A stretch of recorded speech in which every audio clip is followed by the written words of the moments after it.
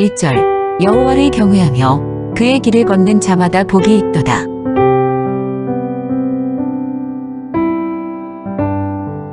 2절 내가 내 손이 수고한 대로 먹을 것이라 내가 복되고 형통하리로다.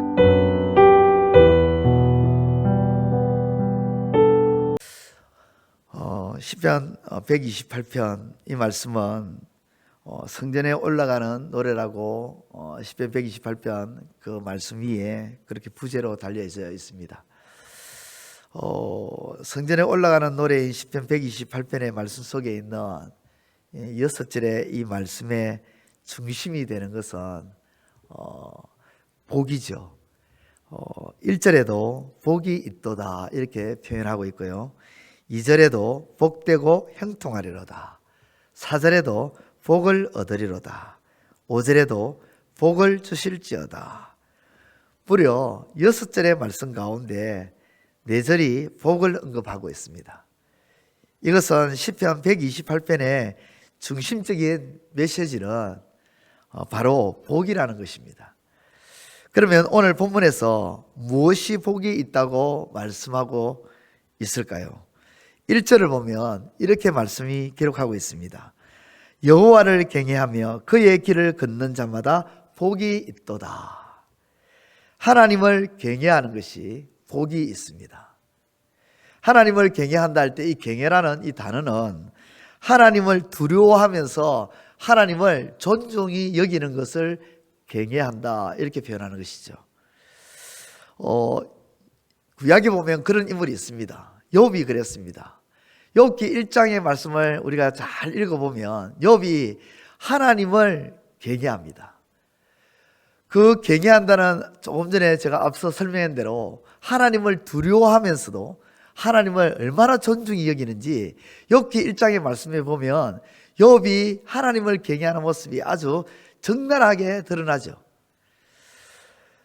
반면에 사무엘상 1, 2장에 나타나는 엘리 제사장의 두 아들 홈니와 비느하스 이 두 아들은 하나님을 경외하지 않죠. 전혀 경외하지 않습니다. 하나님을 두려워하지도 않고 하나님을 존중히 여기지도 않습니다.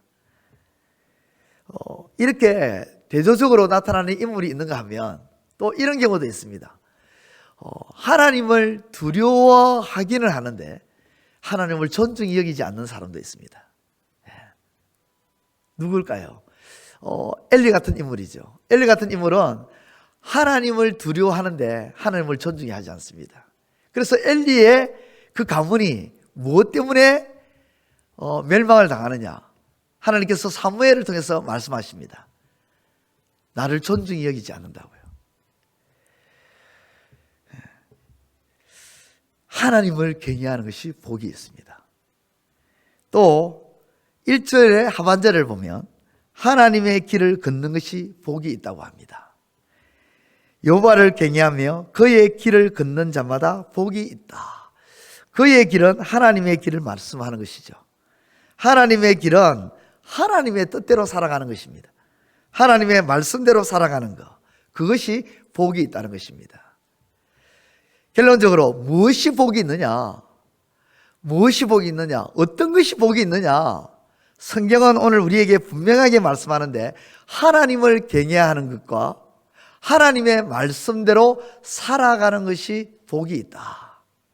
그것이 1절을 통해서 우리에게 말씀해 주고 있다는 것입니다.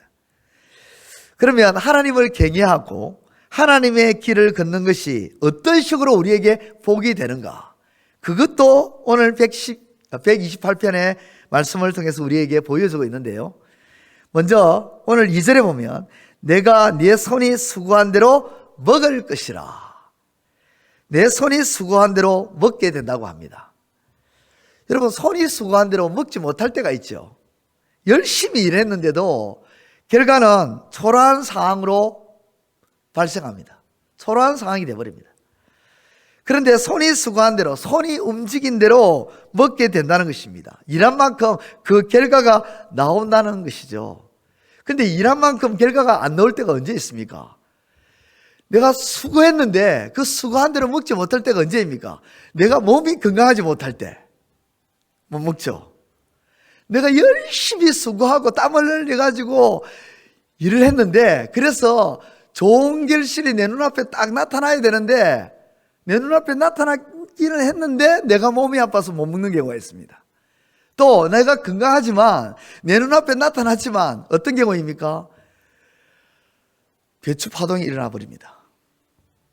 열심히 배추 씨를 뿌리고 배추를 갖고 왔습니다. 근데 가을이 되어서 이제 김장철이 되어서 배추를 팔려고 딱 하는데 배추값이 다 떨어져 버립니다. 그래서 가끔씩 그런 뉴스가 나오잖아요. 굴삭기로 배추밭에 있는 배추를 다 뒤엎어 버립니다. 내가 열심히 일하고 수고했는데 결과는 너무 초라한 거예요. 그러니까 어떻게 해버립니까? 엎어버리는 거죠. 일한 만큼 결과가 나오지 않으니까. 그런데 하나님을 경외하며 하나님의 길을 걷는 것에는 어떤 식으로 복이 되느냐? 내 손이 수고한 대로 먹게 된다. 또 오늘 2절 말씀 보면 네가 복되고 행통하리로다. 행통하게 된다고 합니다. 여기 행통이라는 이 단어가 히브리어로 토브라는 단어인데, 이 토브라는 단어는 여러 가지 의미가 있습니다. 좋다, 선하다, 즐겁다, 그리고 선, 이익, 번영, 복지, 이런 참 많은 뜻을 가지고 있습니다. 다시 말해서 하나님을 경외하며 하나님의 길을 걷는 것이 어떤 식으로 복이 되느냐? 하는 일들마다 좋게 되고 선하게 되고 즐거운 일이 되고 이익이 되고 번영이 생기고 복지가 일어난다는 것입니다. 그렇게 된다는 거예요. 또 오늘 표현을 하고 있는데요, 비유를 들어서 표현을 하고 있는데요, 3절입니다. 우리 3절 같이 한번 읽어볼까요? 시작. 내 집 안방에 있는 내 아내는 결실한 포도나무 같으며 내 식탁에 둘러앉은 자식들은 어린 감람나무 같으리로다. 아멘. 집 안방에 있는 아내는 결실한 포도나무 같고 식탁에 둘러앉은 자식들은 어린 감람나무 같다. 여러분, 이 비유의 말씀을 통해서 연상되는 모습이 뭘까요? 온 가족 구성원 한 사람 한 사람이 빠짐없이 다 모여서 풍요로운 사랑을 나누고 그 사랑이 넘치는 모습이 나타날 뿐만 아니라 화목한 모습이 나타나고 있고요, 화기애애한 모습, 그 모습들이 표현되고 있는 것이죠. 따라서 하나님을 경외하며 하나님의 길을 걷는 것은 가정의 화목과 사랑이 넘치는 복된 가정이 된다. 지금 그 말씀을 하고 있는 것입니다. 그러면서 4절 또 한 번 몫을 받습니다. 그렇다. 4절에 뭐라고 몫을 받느냐면, 여호와를 경외하는 자는, 여호와를 경외하고 여호와의 길을 걷는 것은 이같이 복을 얻게 된다. 그렇게 표현하고 있는 것이죠. 마지막으로 우리가 살펴볼 것은요, 하나님께서 그러면 어디에서 복을 주신다 할까요? 5절 말씀에 보면 여호와께서 시온에서 내게 복을 주실지어다.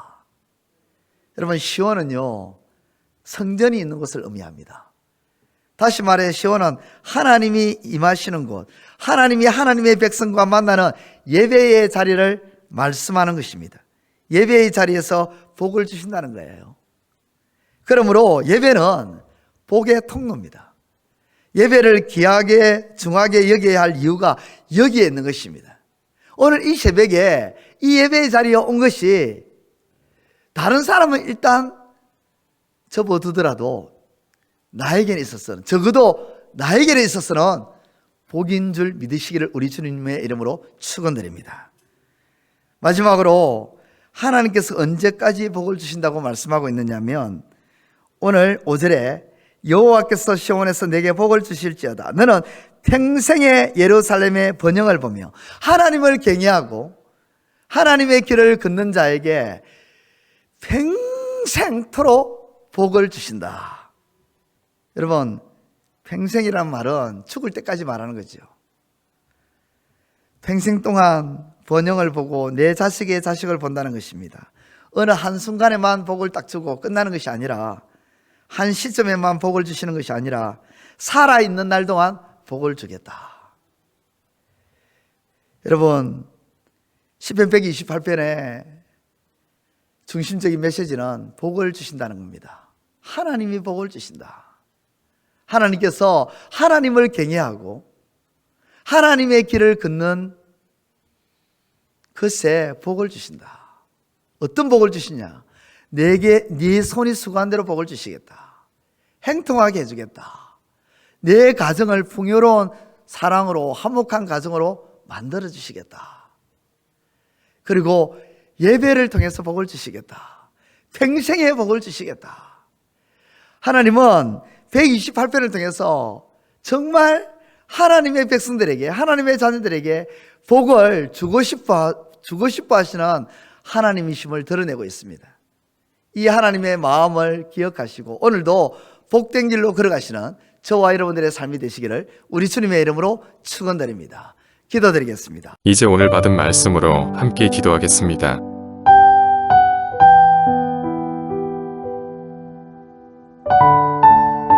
첫째, 하나님이 복 주시는 분이심을 기억하며 그 하나님을 경외하며 하나님의 길을 걷는 삶이 되게 하옵소서.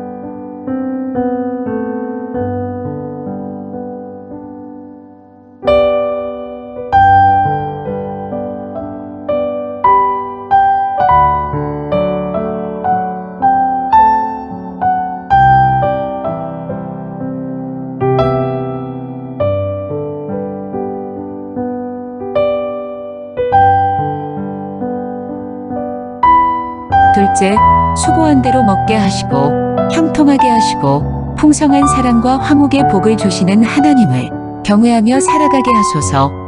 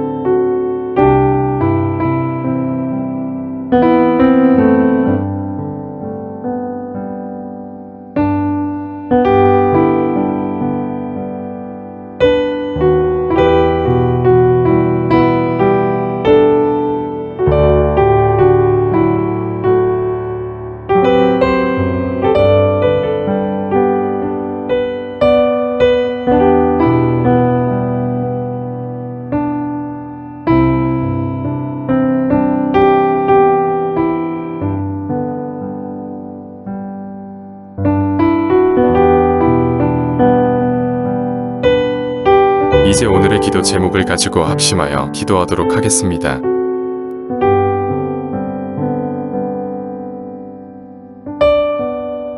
첫 번째, 하나님, 다른 이의 마음을 헤아리고 살펴보면서 이해하고 배려하는 넓은 마음을 가지게 하옵소서.